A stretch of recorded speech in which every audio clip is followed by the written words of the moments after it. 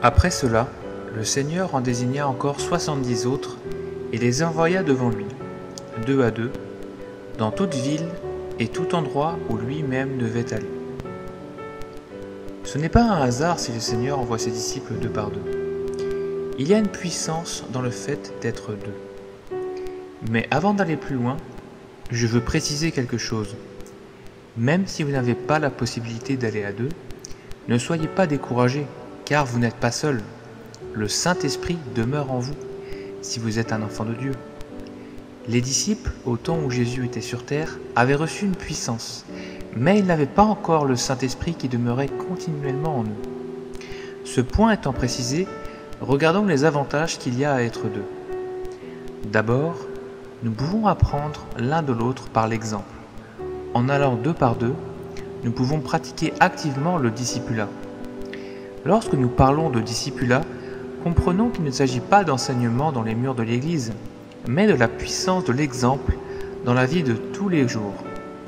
Lorsque Jésus était encore sur terre, ses disciples étaient tous les jours avec lui et pouvaient prendre exemple sur sa manière de vivre, sa manière de prier ou encore de faire la mission.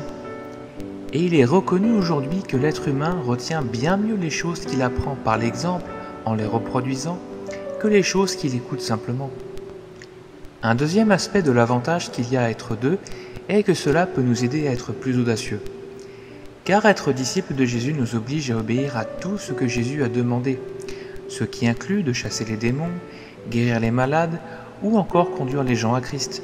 Et, avouons-le, lorsque nous n'avons jamais fait ces choses, ce n'est pas facile de le faire pour la première fois. Ce n'est pas inné. Ce n'est pas d'une onction spéciale dont nous avons besoin pour faire ces choses, mais nous avons besoin d'audace. Et l'audace viendra avec l'expérience, en commençant étape par étape pour gagner en assurance et en confiance. Il ne servira à rien d'attendre sur les bancs de l'église que quelqu'un pose les mains sur vous pour vous transmettre une onction spéciale. Non, vous avez déjà tout ce qu'il vous faut.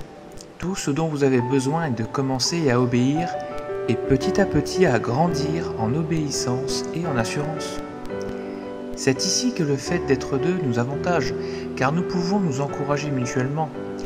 Et si un des deux a plus d'expérience, il montrera à l'autre comment faire et l'autre le fera à son tour, encouragé par le plus expérimenté. C'est la définition même du discipulat.